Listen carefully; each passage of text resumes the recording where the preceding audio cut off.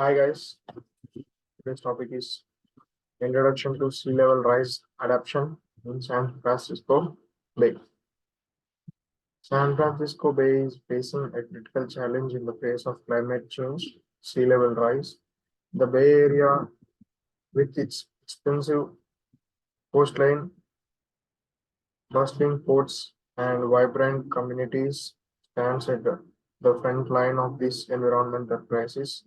As sea levels continue to rise, the region grapples with both immediate and long-term threats from increased flooding and erosion to habitat loss and infrastructural damage. To address these challenges, a nuanced understanding of adaptation strategies in paramount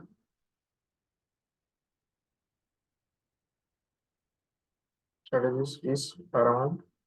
Adaptation efforts must be informed, collaborative, and proactive to protect the region's ecological integrity, sustain its economy, and safeguard communities. Understanding the nature of collective action, problems, and governance barriers provides a solid foundation for crafting effective adaptation strategies tailored to unique needs of Bay Area. Collective action problems in addressing sea level rise. There are three steps: recognition of risk, resource allocation, and long-term planning.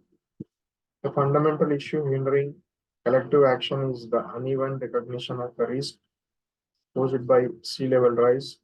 While some stakeholders may understand the urgency, others may underestimate the impending impacts, delaying and consumers and action. Resource allocation.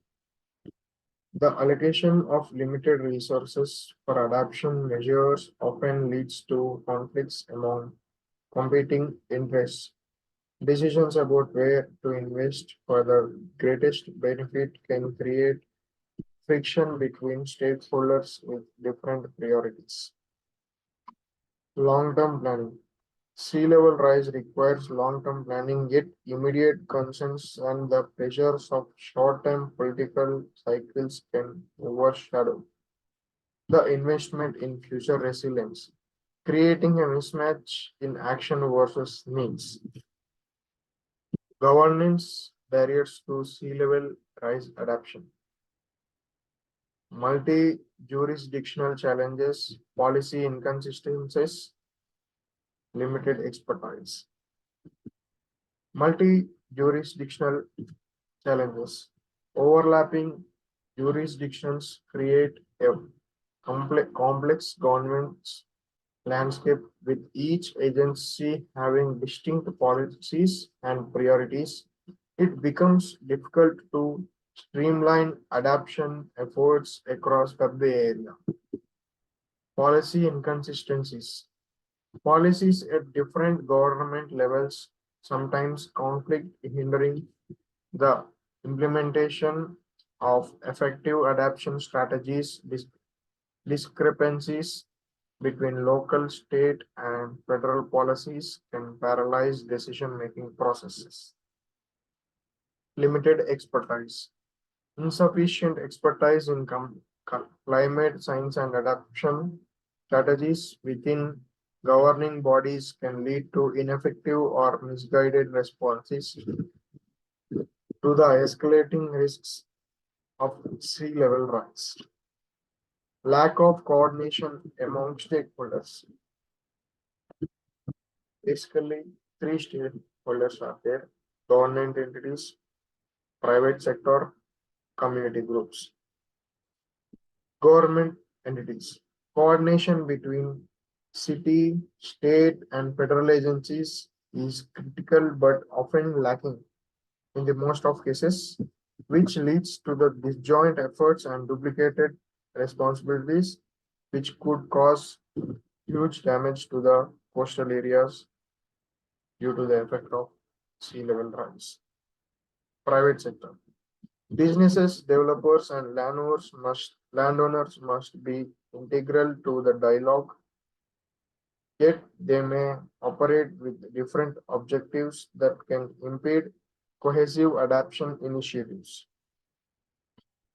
Community groups, civic organizations, and advocacy groups bring community voices to the table but may struggle to influence policy amidst larger, more powerful stakeholders. Legal and regularity challenges. Regularity, regulatory hurdles, permitting processes, and environmental regulations can delay adoption projects even if they are meant to mitigate longer-term ecological impacts. Property rights.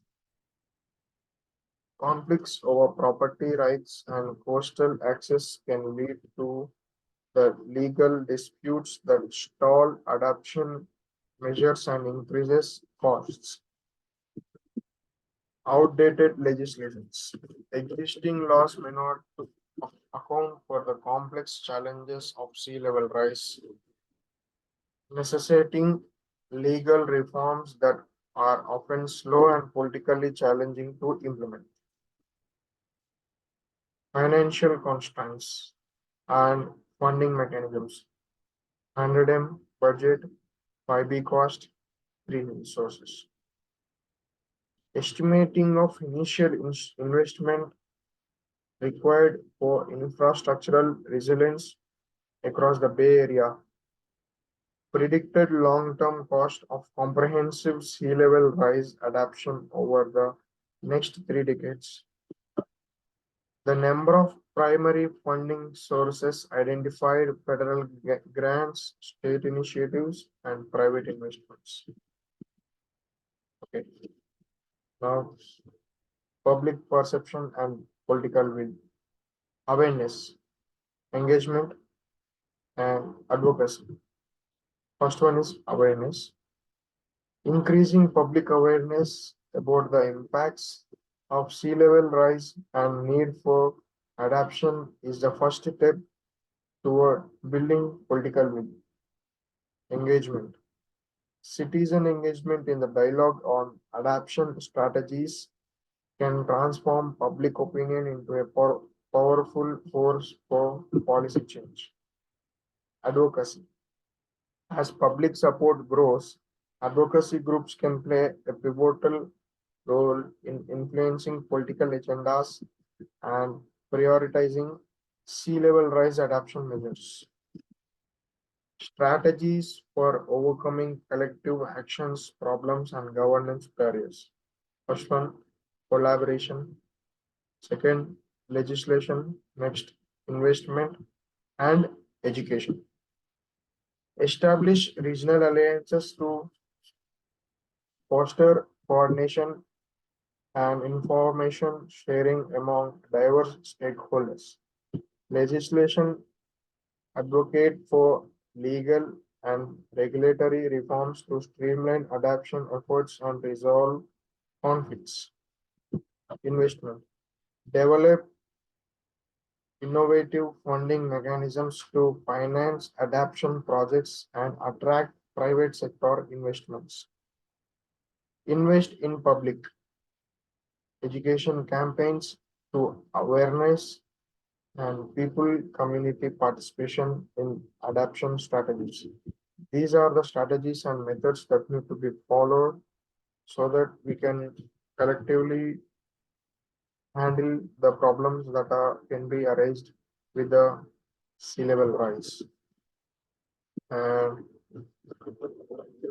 I just want to give simple clarity on what is actually the sea level rise. The sea level rise is the mechanic or the movement that cause inside the ocean, which